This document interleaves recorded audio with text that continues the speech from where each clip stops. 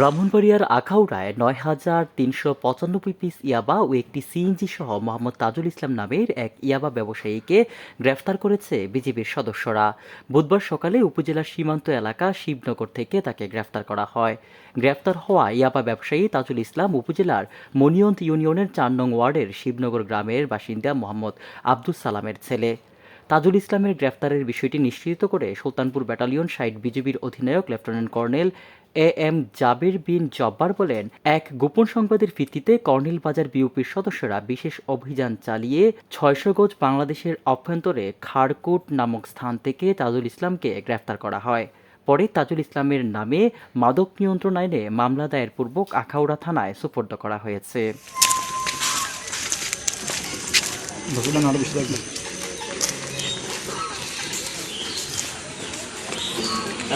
বিল্লাল হোসেনের রিপোর্ট, আমার বার্তা।